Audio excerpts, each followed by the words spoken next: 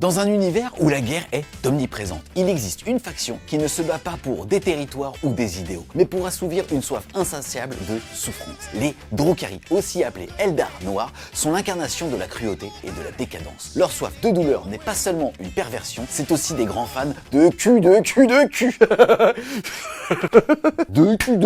cul. Et oui les amis, on continue cette série avec une vidéo par jour sur tout le mois de décembre. On suit l'initiative de Game Workshop puisque eux sortent des détachements pour toutes les armées de Warhammer 40 000. Là, on va un tout petit peu plus loin parce qu'on vous présente aussi leur histoire, leur ADN, c'est-à-dire quel est leur style de jeu et bien évidemment les nouveautés. Alors si ce genre de vidéo te plaît, n'hésite pas à mettre un gros pouce bleu dessus et à t'abonner à la chaîne, c'est le plus grand des soutiens que tu peux nous apporter. Les Drukhari sont issus des Eldar, une race ancienne et avancée qui dominait autrefois la galaxie. Les Eldar vivaient dans une utopie technologique et culturelle, mais cette prospérité les conduisait à une décadence extrême. Les excès des Eldar donnèrent donc naissance à Slaanesh, le dieu du chaos, de l'excès et des plaisirs interdits. Cet événement, connu sous le nom de la chute, annihila presque toutes les civilisations Eldar, laissant leur empire en ruine. Mais lorsque certains fuirent dans ce qu'on a appelé des vaisseaux mondes, ils devinrent alors les Craftworld. Un autre groupe choisit de plonger encore plus profondément dans la décadence. Ils devinrent eux les Drukhari, et c'est eux qu'on kiffe. Les Drukhari, donc, s'enfuirent dans les replis sombres de la toile, une dimension parallèle à la réalité où ils fondèrent leur capitale, Comorragh. La chute des Eldar a laissé une marque indélébile sur les Drukhari. Ils sont poursuivis par l'ombre de Slaanesh qui dévore leur âme lentement. Pour survivre, ils doivent se nourrir de la douleur et de la souffrance des autres, ce qui a façonné leur société autour de la cruauté et de la capture de victimes. Comorragh, la capitale des Drukhari, est un cauchemar, un labyrinthe niché dans la toile. Cette métropole massive est composée de tours immenses, de ruelles sinistres et de secteurs où règne un chaos perpétuel. C'est une cité où seule la force, la ruse, la cruauté et la sodomie permettent de survivre. Voici maintenant quelques aspects de leur culture, mais en réalité qui va aussi permettre de comprendre qu'est-ce qu'on va jouer dans cette armée en divisant celle-ci en 3 parties. Les Cabals, des factions dirigées par des Archons, contrôlent Comorragh. Ces chefs de guerre règnent sur des armées privées, organisant des raids constants dans la galaxie pour capturer des esclaves et récolter la souffrance dont dépend leur survie. Ensuite, on va retrouver les cultes Witch. Ce sont des groupes de gladiateurs spécialisés dans le combat spéculaire et sanglant. Les Witch participent à des arènes où les morts et la souffrance sont offerts comme un spectacle à la population. Enfin, on va retrouver les Kotri, c'est-à-dire les Émonculi, qui sont les maîtres de la chair et de la douleur, capables de transformer les captifs en abominations grotesques. Ils sont également les gardiens de la longévité chez les Drukhari, offrant des régénérations, des potions à ceux qui peuvent les payer. Les Drukhari incarnent la décadence, la cruauté et la survie dans un univers où la guerre et la souffrance sont omniprésentes. Ils ne se battent pas pour des idéaux ou des objectifs stratégiques, mais pour leur propre plaisir sadique et leur survie face à Slaanesh. Leur société complexe et impitoyable fait d'eux une des factions les plus uniques et terrifiantes de l'univers de Warhammer 40 000. On se retrouve maintenant les amis en compagnie de Père Castor, actuel capitaine de l'équipe de France de Warhammer 40 000 pour nous présenter ce petit détachement Drukhari. Déjà pour revenir un petit peu au basique, on rappelle que dans la famille des Aeldari vous allez retrouver les Eldar, c'est-à-dire les Eldar Craftworld, les Arlequins et les Drukhari. Il y a une règle qui vous permet de jouer Inari et donc de mélanger ces 3 familles, moyennant le fait que vous devez avoir certains personnages. De toute façon que vous soyez Eldar, c'est-à-dire Craftworld ou Drukhari, vous pouviez à l'époque chercher un contingent ami d'Arlequins de 500 points. Aujourd'hui, on va se focaliser sur les Drukhari, les unités en général pépites qui étaient prises des Drukhari, même quand on décidait de jouer cette grande maison qui était les Inari, c'était notamment tout ce qui est soit Darklands, soit les Fléaux, tout simplement parce qu'ils permettaient de bouger, tirer et rebouger, donc avec un énorme mouvement, soit leur arsenal, ce qu'on appelle les canons Airwire, c'est-à-dire anti-véhicule 4+, pour faire 3 dégâts à chaque fois. Aujourd'hui, on va vraiment plus se focaliser sur les Drukhari et leur gameplay ont connu 2 détachements. Le premier qui était sorti en même temps que la 10e édition et très vite, c'est la première fois que Game Workshop avait libéré un 2e détachement pour ajouter un petit peu de fraîcheur au gameplay des Drukhari. Est-ce que tu peux nous parler un petit peu de leur gameplay, que ce soit avec le premier détachement qui était plus, on va dire, sur le tanking, puisqu'il y avait moins de blessures, et le deuxième, le Sky Splinter Assault, qui permettait énormément de tricks de mobilité et de plaisir de jeu. Oui, donc on a eu quand même un peu de mal à voir les Drukhari sur table pendant cette version, d'une part parce que c'est une armée qui est assez rare, les collectionneurs de Drukhari sont pas très nombreux, et puis on avait un petit problème de puissance d'armée au tout début. Ça a été corrigé après de multiples ups par Game Workshop, et donc on a d'abord vu un peu plus le détachement originel de l'index, qui se jouait en se basant sur le tanking des coteries, puisqu'on pouvait avoir un -1 bless, puis des feel no pain, donc ça c'était assez sexy. On les voyait pas trop au début parce que le méta était pas très véhiculé, puis quand la méta est devenue plus véhiculée, forcément les armes Haywire, des Talos et puis des Fléaux sont devenues quand même disons qu'elles ont porté l'armée dans leur attrition. On a eu une phase avec le Real Space Raid, qui est l'alliance des 3 sous-factions Drukhari, Kotri, Cabal et puis Kultwitch. On l'a pas vu très longtemps, il était assez nerveux parce qu'il permettait de débarquer chargé, et il permettait également de faire des reactive moves pendant le tour adverse avec ses véhicules. Donc on l'a vu au début quand c'était encore un peu surprenant. Dès que les joueurs ont appris à jouer contre, c'est devenu plus dur. Et là maintenant on revoit le détachement originel. Donc moi à Atlanta j'ai joué contre Scary, qui jouait le détachement originel. Je précise que ce que dit Olivier est vraiment destiné au top compétitif, et c'est même pas au compétitif, c'est au top compétitif, c'est-à-dire c'est aux quelques dizaines de joueurs, on va dire, de la Ligue 1, et encore, tu vois ce que je veux dire, c'est vraiment la compétition dans la compétition. Aujourd'hui, le Sky Splitter Assault permet de vraiment jouer avec énormément de fun, quel que soit le contexte de jeu. On avait notamment Aimé qui avait fait pas mal de belles perfs d'ailleurs avec ce détachement. En tout cas, là, je peux vous dire que c'est avec un plaisir non dissimulé. Bah souris putain. Non, je m'emmerde. Ah ouais. Et ben tu sais quoi, je reviendrai plus. Je te ramène sur Camorag et là on va pas s'emmerder. Ah non. Pourquoi? Non, parce que c'est le spectacle. Voilà, bah, c'est le moment de spectacle. On va au spectacle. Là, franchement, c'est le Cirque du Soleil. Voilà. Non, franchement, en termes de game design, ils ont mis la barre, je crois, au plus haut que de ce qu'ils ont jamais fait là, les gars. Ouais. Je vous rappelle que les Drukhari vivent sur Camorag, que c'est un petit peu crade là-bas, qu'il y a des paris, il y a notamment le Primark des Wildscar qui est en train de là-bas. Probablement. Bref, vous avez pas clair. On n'a même pas envie de savoir. D'accord. Et donc en fait ils ont fait un détachement autour du pari. Quand vous avez décidé de jouer ce détachement, vous allez avoir jusqu'à 1000 points d'Arlequin dans une liste Drukhari, et on va fonctionner avec un principe de pari. Ça va s'appeler la compétition impitoyable. À partir du moment où un des deux camps, que ce soit les Drukhari ou les Arlequins, sont en train de perdre le pari, ils ont une relance d'air à la touche et à la blesse. Au début de la partie, ce sont les Drukhari qui sont chez eux qui gagnent le pari. D'accord ? Et à chaque fois qu'une unité Arlequin ou Drukhari détruit quelque chose, il récupère le fait de gagner le pari. Donc il va y avoir ce séquencement interphase à base de je tape d'abord avec mes Arlequins, comme ça mes Drukhari qui sont en train de gagner après perdront pour avoir la relance D1. Et ainsi de suite. Ça va vraiment être un game design de malade. Le game design repose sur le lore et c'est vachement cool parce que pour les fans de lore Drukhari, ils ont fait le choix, contrairement aux Aeldari, de préserver leur immortalité en vivant des émotions fortes, soit eux-mêmes, soit par procuration. Donc eux-mêmes, ils égorgent des enfants, ils violent des chats, enfin des trucs comme ça. Et sinon par procuration, dans les arènes de Komora, oui, il faut des trucs un peu intenses. De toute façon, voilà. Dans les arènes de Komora. C'est-à-dire qu'on peut s'échapper parce que je classais les races. Moi, c'est pas moi, c'est Drukhari. Et donc dans les arènes de Komora, il y a du spectacle de sang. Et c'est à travers la vie par procuration de ce spectacle de sang qu'ils préservent leur immortalité. Là, c'est vraiment ça. Si ils sont en train de perdre, alors ils ont une sorte d'enragé qui leur permet une sorte de revitalisation, de résurgence Drukhari, qui leur permet d'avoir rôle des as à la touche et à la blesse. Les Arlequins sont un peu moins dégénérés que les Drukhari, mais c'est des gens du spectacle. Donc quand ils sont en train de perdre, ils s'énervent un petit peu, ils sautent un peu plus fort. Meilleur game design ever. Meilleur game design, ouais. Trop cool. Donc en tout cas vous allez plutôt voir que ça va être le vrai détachement pour jouer des Arlequins aujourd'hui, pour ceux qui ont encore une armée d'Arlequins ou qui avaient jeté leur dévolu sur cette armée. Game Workshop l'avait un petit peu lissé et la rendait moins jouable en mono. Même plus jouable du tout en mono d'ailleurs, à part en Inari, là-dessus. En tout cas, là vous allez voir au niveau des optimisations, vous allez tout de suite sentir l'ADN.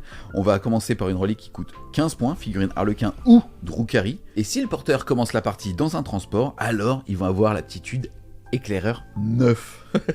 Vision. Ouais, c'est ouf. Ouais, ça va vite, ça va très très vite. Et surtout derrière, je rappelle que si vous donnez ça par exemple à un Venom, avec des cabales à l'intérieur, le Venom, au début de la partie, va pouvoir stick obj, donc bouger de 9.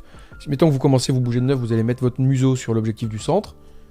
Derrière, vous le collez, il devient à vous, vous cassez, et puis l'adversaire doit venir pour le contester. Alors vous n'êtes pas là. C'est chiant.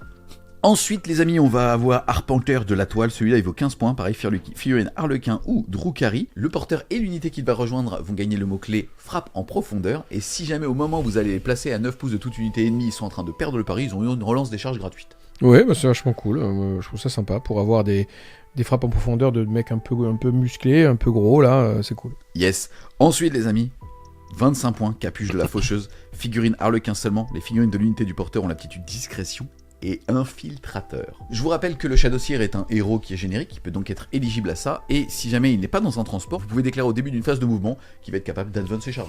Donc là, c'est quand même une relique qui est faite pour aller infiltrer un gros pack juste devant le pif adverse, là, on va prendre un gros pack de 12 plus le leader, peut-être probablement un Truckmaster pour avoir du punch avec les Devwound, du coup ça met une vraie pression à l'adversaire, et surtout que vous n'êtes pas facile à choper parce que vous avez des petits socles et vous êtes bien cachés. Yes. Ensuite les amis, on enchaîne avec le dernier, Attiseur de Tourment. Il vaut 20 points celui-là. Ça va s'utiliser sur une figurine Drukhari uniquement à sa phase de commandement. On va pouvoir faire un des choix suivants. Si les Drukhari sont en train de perdre le pari, ils vont gagner un pion de souffrance. Et sinon, ils pouvaient aussi choisir de donner un point de souffrance pour devenir gagnant de ce pari et donc faire perdre les Arlequins. Les reliques de toute façon qui permettent de jouer la règle de détachement, en général, on a envie de les regarder quand même. Hein. Yes. Donc très sympa, je rappelle que la règle d'armée des Drukhari, c'est vous commencez la partie avec un nombre de points de pions de souffrance dépendamment du format, et vous pouvez utiliser ces pions de souffrance en début de chacune des phases. Si vous le faites à la phase de mouvement, vous relancerez le jet d'advance. Si vous le faites à la phase de tir, vous relancerez tous les jets de touche. À la phase de combat, tous les jets de touche. À la phase de charge, tous les jets de charge. C'est quand même assez intéressant de pouvoir jouer justement sur ces matrices-là. Je rappelle aussi que les pions de souffrance ne sont mis que sur les unités de Drukhari, mais que dès qu'une unité Harlequin pète quelque chose, ou fait rater un test d'ébranlement, vous gagnez des pions de souffrance pour les Drukhari, donc ça va très bien synergiser ensemble. On passe maintenant au niveau des stratagèmes. Le premier, c'est la frénésie malicieuse. Ça va s'utiliser soit à la phase de tir, soit à la phase de combat, et pour un PC, soit unité d'Harlequin, soit unité de Drukhari, vont pouvoir choisir soit touche fatale, soit touche soutenue 1. Et ça, c'est très fort, surtout que ça synergise extrêmement bien avec le full relance des touches du Drukhari et un peu avec le relance des as de l'Arlequin, mais full relance avec les pain tokens, touche fatale, touche soutenue, c'est vraiment pété. Hein. Ouais, on est d'accord. Ensuite, on va avoir le rôle fatidique pour un PC. Ça va utiliser la phase de combat. Vous allez choisir soit une unité de Drukhari, soit une unité d'Arlequin. Et c'est un taper en mourant. C'est sur du 4+. Et si jamais vous étiez en train de perdre, alors vous avez envie de gagner. Et donc, ça sera sur du 3+. Ça, c'est cool. Après, souvent, le punch des Drukhari et des Arlequins, il se fait en phase de charge. Donc, taper en mourant, quand c'est pas notre phase de charge, c'est souvent un peu moins impactant. Yes, on continue avec le cirque du meurtrier. Un point de commandement, ça va s'utiliser à la phase de combat. En gros, vous allez pouvoir déclarer sur une unité de Drukhari ou Harlequin qu'elle va avoir -1 pour être touchée. Oui, ça c'est le traditionnel réflexe éclair des Oneilles. Donc tout va bien. Ensuite les amis, pour un PC, maximiser les chances. Pareil, on va utiliser la phase de mouvement sur une unité de Drukhari ou Harlequin qui vient d'Advance. Elle va quand même être éligible à charger. Bon, ça c'est absolument nécessaire hein, dans une armée de corps à corps et qui a besoin de se projeter, qui en plus est fragile, donc elle peut pas juste dire je prends des positions intermédiaires, je vais me manger une phase de tir et puis après je te chargerai avec 6 restes. Ça ne marche pas avec les Drukhari et les Harlequins. Yes, ensuite on va avoir rythme éblouissant. Pour un PC, vous allez immuniser une unité à votre phase de mouvement contre un tir en état d'alerte. Pour les mêmes raisons que ce qu'on vient de dire, un Harlequin ou un Drukhari, ça ne peut pas supporter un Overwatch un peu trop énervé. Hein. En du 3, ça vole. Donc c'est bien d'avoir cet outil-là pour l'annuler. Et on termine avec la danse macabre qui vaut 2 PC. On va l'utiliser à la phase de mouvement adverse. Dès qu'une unité ennemie va rentrer à -9 pouces d'une unité infanterie Drukhari ou infanterie Harlequin, vous allez bouger de D6 ou 6 si vous étiez en train de perdre le pari.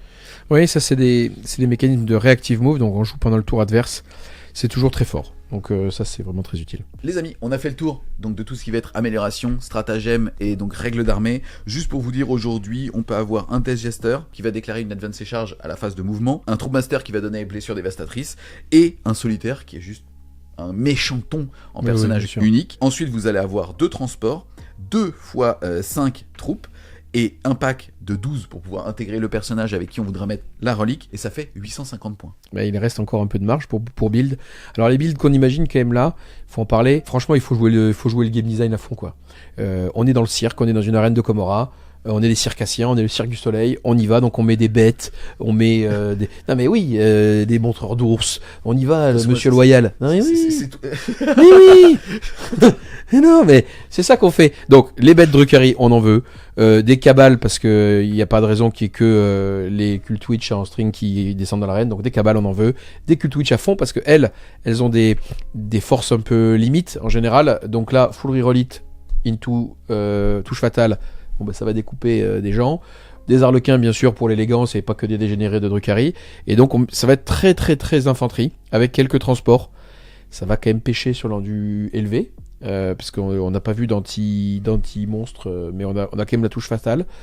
Et franchement, faites-vous plaisir avec des builds très, très, très Comora, arène de Comora. Alors moi je suis pas fan des bêtes parce que les figurines sont vieilles, mais en fait ce que tu dis c'est vrai, c'est que tu peux faire tellement de choses, puisque même finalement les incubes on va leur mettre un pion de souffrance dessus, résultat full relance des touches. Pour un PC on va être touche fatale, et derrière quand on a mis un archon dans le pack, il relance les blessures aussi. Absolument. Donc on va pas être loin, enfin ça va quand même envoyer de la purée. Hein. Non, mais ça va envoyer de la purée. Puis en plus, rappelons que quelques statistiques. Si vous êtes avec une force inférieure à l'endurance adverse, la touche fatale, sans relance des touches, ça équivaut à une sorte de plus un bless. Si vous êtes en relance des touches pour aller fiche les 6, ça peut équivaloir à un plus de bless. Vous avez derrière la reroll des bless grâce à l'Archon. Donc c'est vrai que les packs d'un cube, ils vont être extrêmement efficaces. Et c'est ça qu'on va aller chercher. C'est ces petits MSU très létaux qui vont avoir besoin de PC parce que s'ils prennent des Overwatch dans la tronche, ils vont pas aimer. On va pouvoir le payer au début de la phase de mouvement, un anti-Overwatch pour se diriger vers l'adversaire.